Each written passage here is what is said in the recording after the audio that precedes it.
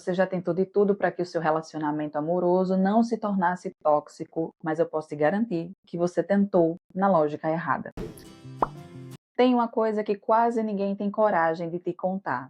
Relacionamentos não se tornam tóxicos do dia para a noite. Eles adoecem em pequenos silêncios, pequenas justificativas, pequenos desconfortos que você engole para evitar uma briga. E hoje eu tô aqui para te contar como prevenir essa toxicidade e por que a comunicação não violenta, a CNV, não é somente uma teoria bonita. Ela é a chave que muita gente descobre tarde demais. Oi, meu povo, sejam bem-vindos e bem-vindas a esse canal. Eu sou Janaína Ferreira, uma assistente social especialista em comunicação não violenta e uma eterna praticante da CNV. Se você chegou aqui agora no canal, já te convido, curte esse vídeo para que ele alcance mais pessoas, cheguem a mais casais, mulheres que precisam desse insight poderoso, que é saber sobre toxicidade, e às vezes essa pessoa realmente acha que já fez de tudo, que já tentou todas as coisas, só que está fazendo da forma errada e o relacionamento está indo pro ralo. Então faz esse favor a essa pessoa, a você mesma, se for o caso, curte o vídeo e já se inscreve aqui no canal para você não perder nenhum conteúdo sobre relacionamento e CNV aplicada em várias áreas da vida. Antes de um relacionamento se tornar tóxico, ele se torna silenciosamente doloroso.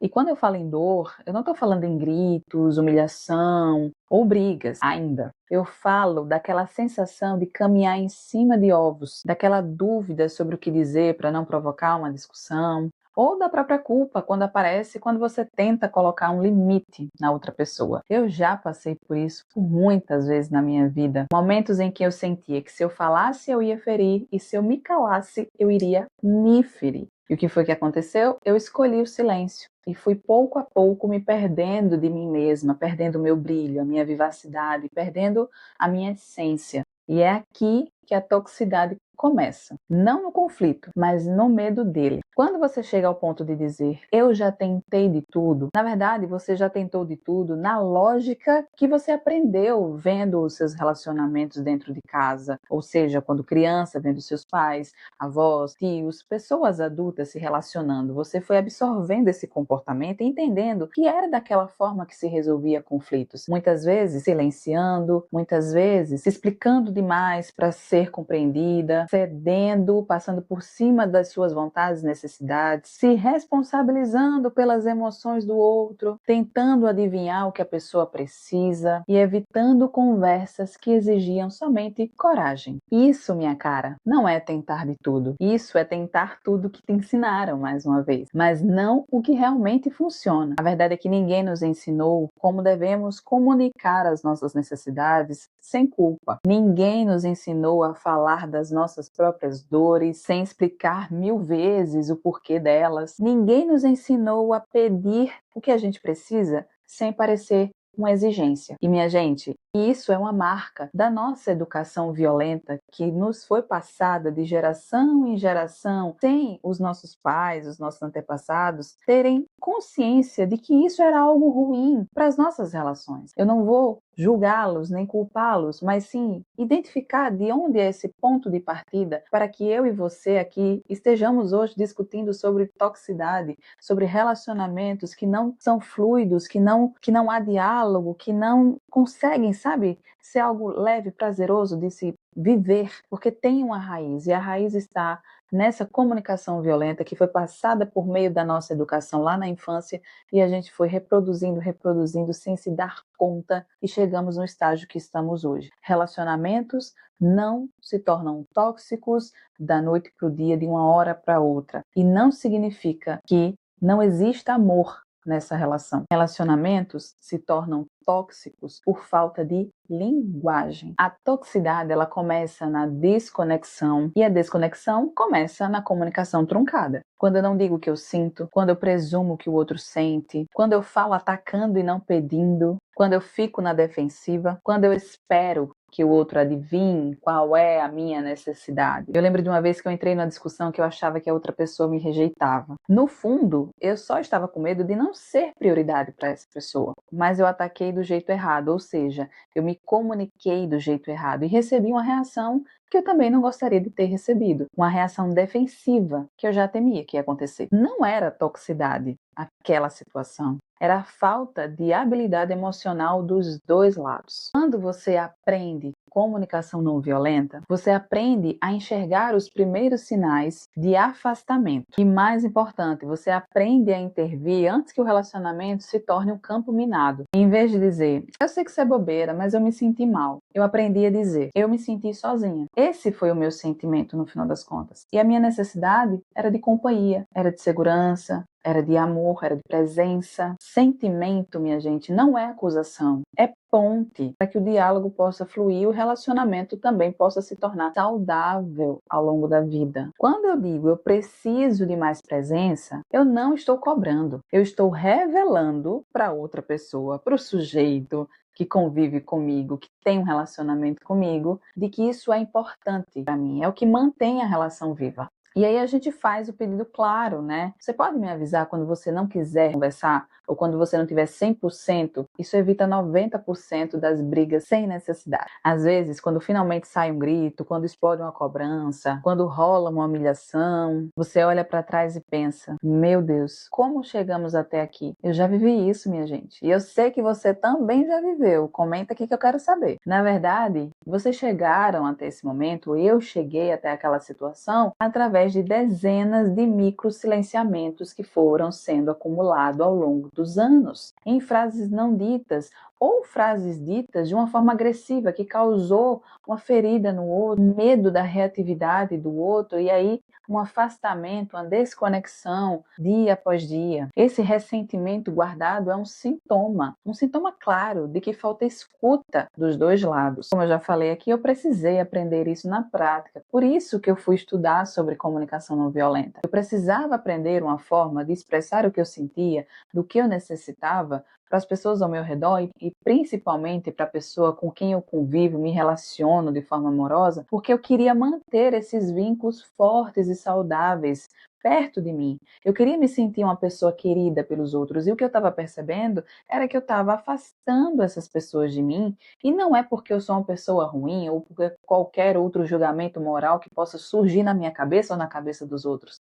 Era simplesmente porque eu não sabia como colocar, verbalizar, nomear os meus sentimentos, necessidades e fazer um pedido claro para essas pessoas que conviviam comigo, que convivem comigo, na verdade. Eu fui percebendo que quando eu silenciava, a outra pessoa não entendia o meu limite. E aí eu fazia o quê? Ultrapassava. Eu explodia. E a pessoa, obviamente, reagia. Isso é natural do ser humano. Se eu ataco a outra pessoa reage para se defender. Isso é o mais primitivo da nossa espécie humana. Nós somos seres animais, né, minha gente? Nós temos aí uma história evolutiva que conta. Nós temos um DNA animal que nos faz reagir quando nós estamos em perigo, que nos faz buscar proteção, segurança em determinados lugares e pessoas. Então, quando o outro reage, é porque ele está se sentindo atacado, nada mais natural dentro das nossas condições fisiológicas, digamos assim. Mas isso não é o normal, ou deveria ser o normal para as nossas relações, porque nós já somos historicamente bem evoluídos, mas ainda não aprendemos o básico, que é se relacionar, que é falar o que a gente sente, que é saber pedir, que é respeitar o outro, o tempo do outro, quer saber colocar limites, quer saber dizer não, quer saber, minha gente, ter empatia com compaixão pelo outro ser humano que está ali convivendo com você, porque se você é passível a erros, o outro também é. E é nesse lugar de reatividade, nesse lugar de silenciamento, ressentimento, que o ciclo da toxicidade ele vai surgindo nas nossas relações. Mas na verdade, no fundo, a essência, a falta original era de uma comunicação genuína, uma comunicação segura. Guarda isso na sua mente. Nada apodrece mais rápido uma relação do que o que não é dito. A terapia do silêncio, ou tratamento de silêncio, que alguns psicoterapeutas e psiquiatras falam, existe de verdade, tá? E a gente coloca isso na prática sem nem perceber. O tal do silenciamento para ferir o outro é esse tratamento às avessas. Eu acho que eu estou provocando uma mudança no outro a partir do momento que eu me silencio para agredi-lo, para ele sentir na pele aquilo que ele me provocou, a dor que ele me provocou. Só que, na verdade, isso tem um efeito contrário. ao invés dele sentir compaixão e empatia por mim, essa pessoa ela vai se afastar de mim cada vez mais, porque ela, na cabeça dela, ela não vai entender o porquê daquele silêncio, ela não vai conectar uma coisa com a outra. No máximo, ela pode pensar, olha, ela deve estar com raiva. No máximo isso, mas que vai evoluir para algo de, poxa, eu quero entender um pouco mais, ou então eu quero que a gente volte a estabelecer a nossa amizade, o nosso amor.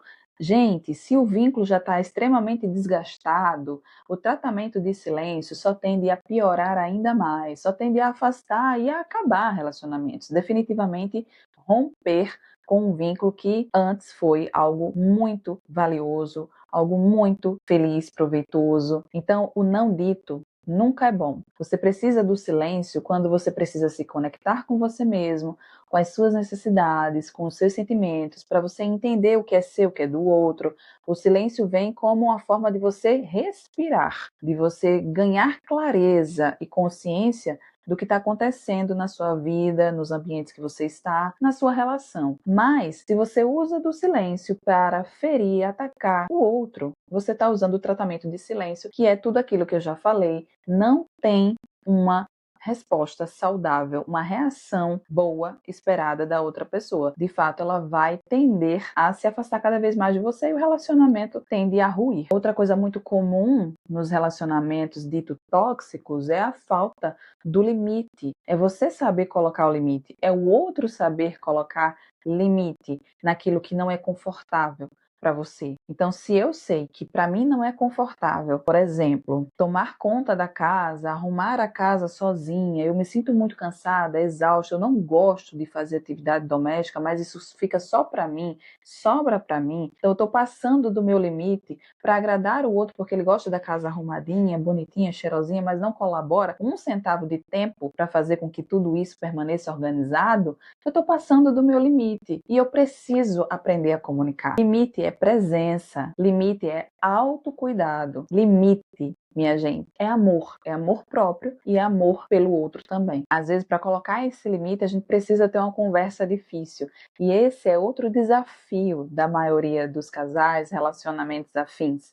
Nós não sabemos enfrentar uma conversa difícil. Geralmente a gente foge porque a gente tem medo de enfrentar o desafio. Eu não falo enfrentar o outro, enfrentar o desafio comum, porque não é você contra o outro, é vocês dois contra o desafio, lutando contra o problema. Essa deve ser a lógica, mas essa lógica também ela está distorcida na maioria dos relacionamentos e já foi muito distorcida no meu relacionamento também. Eu enxergava o problema como sendo do outro. E olha que às vezes o outro também enxerga dessa forma, porque a dinâmica ela já estava muito desgastada. Mas quando eu enxergo que, na verdade, o problema é o que eu devo focar para tentar resolver e não necessariamente a pessoa com quem convive comigo, porque essa pessoa eu escolhi para estar junto de mim, então ela tem qualidades que me atraem, ela tem características, né, qualidades que eu amo, que eu admiro, então eu quero essa pessoa perto. Na verdade, o desafio é ali o problema que está posto e nós precisamos conversar sobre esse problema. Mas falta o quê? Inteligência emocional,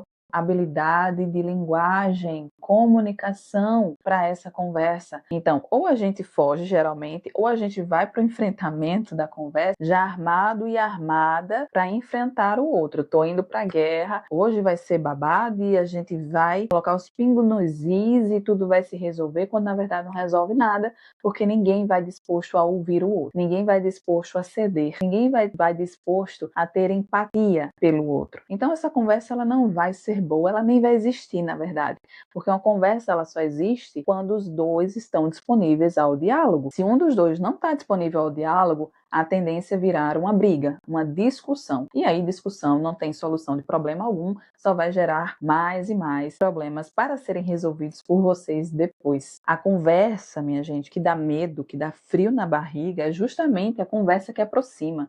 Se vocês dois expõem vulnerabilidades um do outro, vocês se conectam. Expor vulnerabilidade não é fraqueza. Eu não devo temer mostrar quem eu sou em essência para o meu parceiro, para minha parceira. Eu devo confiar que essa pessoa vai me acolher na minha humanidade e na minha fragilidade, e vice-versa. E isso é construído com diálogo, com presença, com paciência, empatia. E perdão também.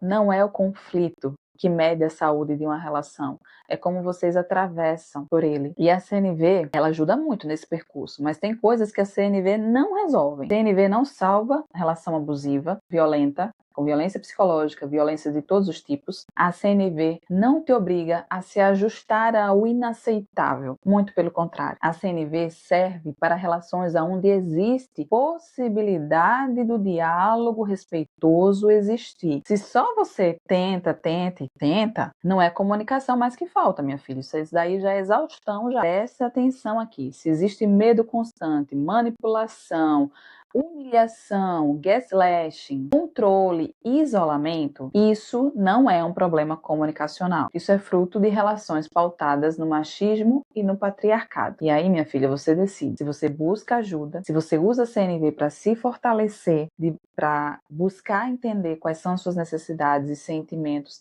e mostrar isso para os outros, pedir isso aos outros para que possa te ajudar a sair desse ciclo de violência, ou você sucumbe nessa relação. E, por favor, não escolhe a segunda opção, tá? Relacionamentos adoecem quando a gente tenta sobreviver neles em silêncio, mas eles florescem quando a gente cria coragem para se mostrar ao outro na nossa essência, na nossa vulnerabilidade, antes que a dor consuma tudo isso e vire distância, vire lembrança boa. Se você sente que já tentou de tudo, talvez falte tentar do jeito certo. Talvez falte tentar por você também. Se esse vídeo fez sentido para você, continua aqui comigo. Eu falo toda semana sobre comunicação não violenta aplicada em vários cenários da nossa vida, relacionamentos interpessoais, em lideranças, em trabalho. Enfim, aqui tem conteúdo sobre tudo para todos os gostos e eu tenho certeza que algum desses conteúdos vai fazer sentido para a tua vida. E se você sente que precisa se aprimorar mais um pouco na CNV, que ela faz sentido para você, que o seu relacionamento pode se beneficiar dela, eu já te indico muito o meu livro Calar Não É Opção, Mas Saber Como Falar É. Nesse livro aqui, eu e Soraya Ferreira trazemos ferramentas poderosas para que você possa se autocurar, se autolibertar, entender o outro e ter compaixão e empatia pelo outro sem se perder de si, a partir da CNV e da fé. Eu espero que você tenha gostado desse vídeo. Deixa o seu like, comenta aqui para eu saber e um cheiro. Até o próximo vídeo.